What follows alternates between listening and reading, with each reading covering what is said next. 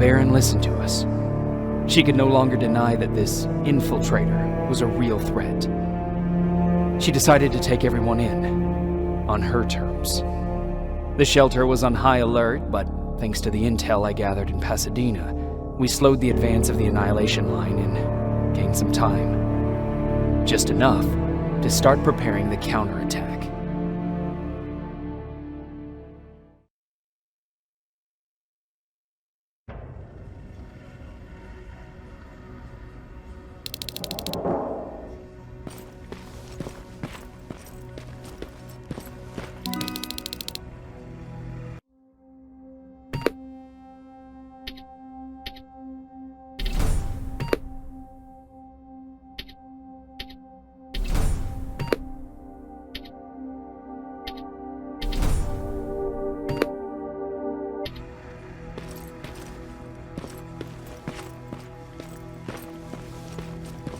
Sergeant?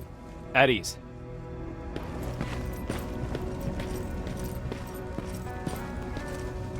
Well, look at you, Sergeant.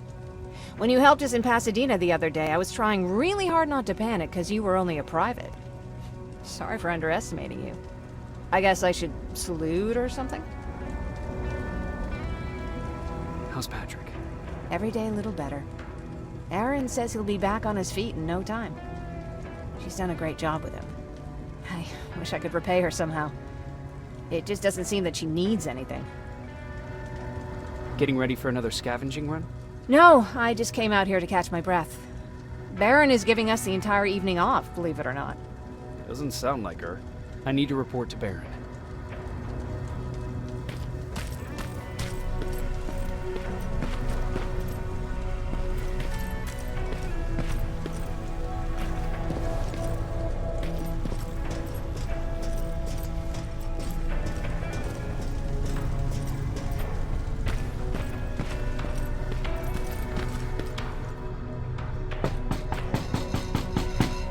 Rivers, DN 46890.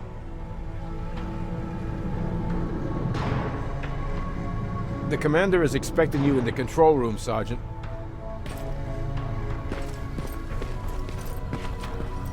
Maraschino cherries again. Where do they keep finding this shit?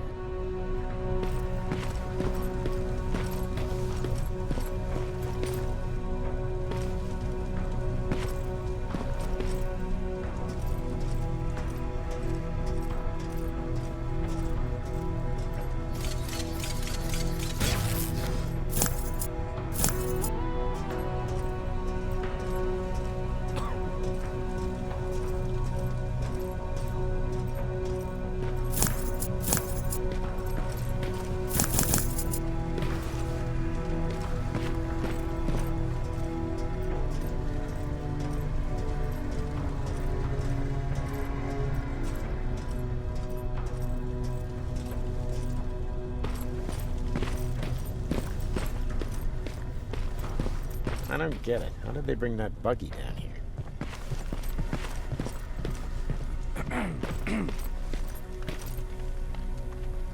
Hey, I'm just catching up with Mark.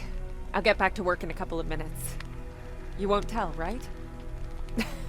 But no, seriously, you won't tell, right?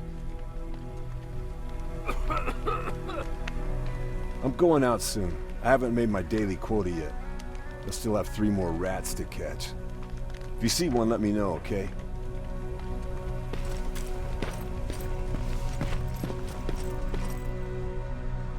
Hey Ryan, how's everything? Exactly as you would imagine. Baron's keeping me busy. They weren't kidding when they said she's a hard ass. What did you hear? A lot of rumors going around of how she's sending insubordinate workers to the front line. And by insubordinate, I mean people who ain't willing to work 18 hours a day, every day.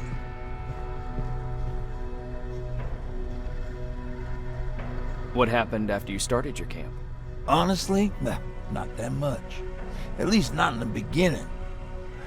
When we gave up on the idea of getting in touch with anyone, we just tried to adapt. Temperatures fell, we had to scavenge for food. All of a sudden, that became our life. Didn't you try to reach home? Some people did. Most of us were scared of what we'd find if we did get home, so we conveniently said we're stranded here anyways, and stayed. Well, I know how stupid it sounds, but we managed to have fun in our little commune. I still have my guitar with me. We talked a lot about how we're gonna be famous, because we're the only living band in the world. You played in a band. I did. One of the few things I was better at than Tucker. He didn't have much talent, but he loved the idea of sex, drugs, and rock and roll, especially the first two. We were just stupid kids, not realizing what was going on. We paid the price for it the first time we saw a tin can. I was tuning my guitar when I heard a strange noise. I found out later that it was a T-400.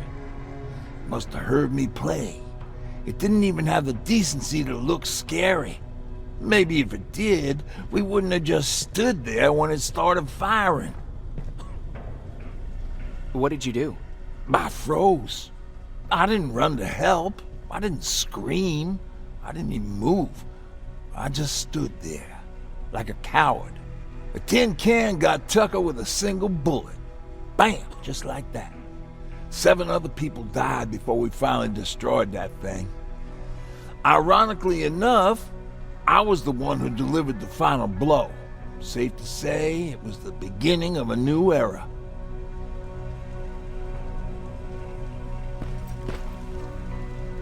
Do you need anything? Can I see your hardware?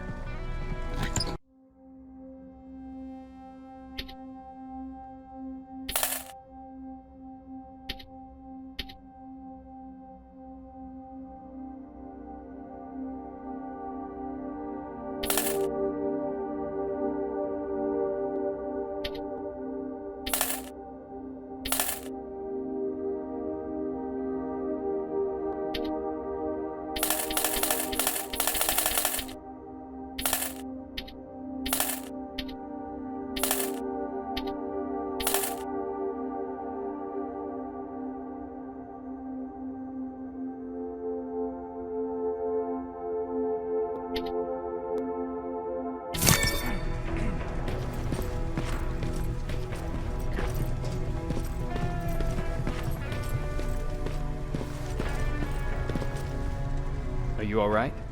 Me? Honey, I'm about the most well-adjusted person in this goddamn place. It's the others you should be concerned about. You mean Ryan? Ryan ain't so hot either, but that's another story. Jennifer? I'm worried about her. I'm the one that asked Baron to give her team a little break. Jennifer's been busy scavenging supplies for the soldiers, and she hardly had time to see Patrick. And now she's finally got a day off. She's avoiding him like the plague. How's Patrick doing? He's fine, but it wouldn't kill you if you checked on him yourself. Is there anything you need? No. I have to say the Resistance is pretty well supplied. Don't tell me you miss running errands for me. I don't believe that for a second. And what about something other than medicine? Honey, I'm not shy. I'll let you know if I need anything, okay? But thank you for asking. Take care.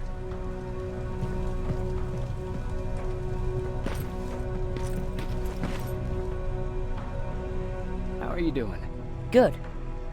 Erin's going to let me leave in a couple of days. Thanks for bringing that chalk. I've been drawing a lot. I'd be so bored without it. How do you like living in the shelter? There's a lot of people here. I like that. I heard a funny joke yesterday. You want to hear it? Yeah, tell me. What's brown and sticky? A stick. I don't get it. Yeah, me neither. How's Jennifer? She's out a lot, but I understand. She's a scavenger. I have to go.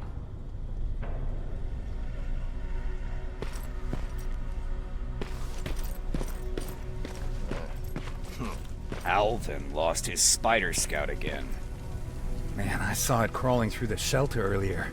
Almost gave me a heart attack.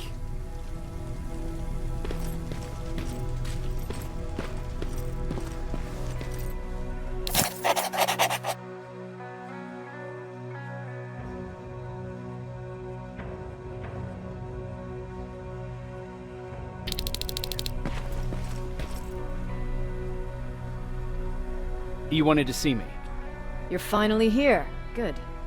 I have a special task for you. I want you to head downtown to check on the doctor. Doctor? Alvin.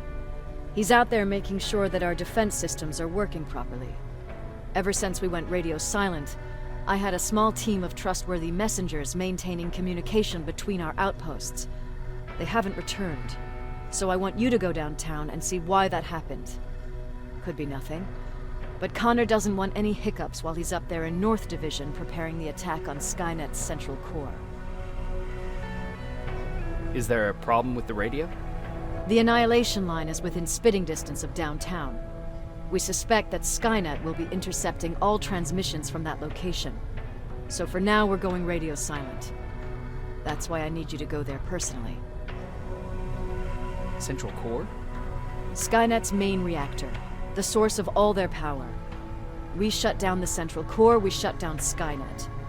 Connor's preparing the attack as we speak, so you understand we can't have any critical complications at this stage. If you don't mind me asking, how did you end up here? Excuse me if I act a little surprised, Sergeant. But no one in here thinks it's wise to ask their superior personal questions.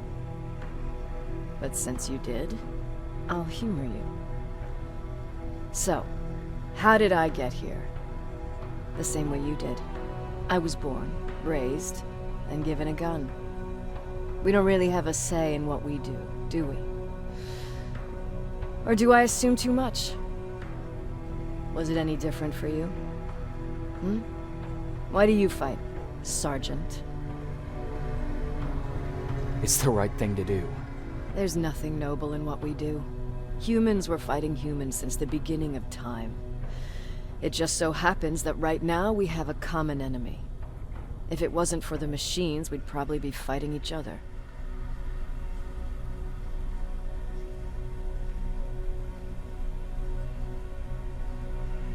That doesn't mean we should give up and stop fighting.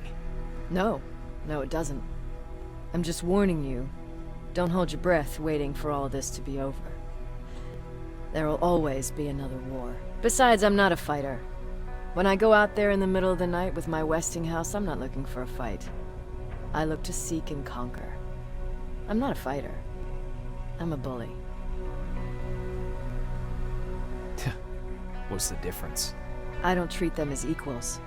And although I know they're just machines, I want them to fear me. No one ever stands up to bullies. But I have to admit, it has its downsides.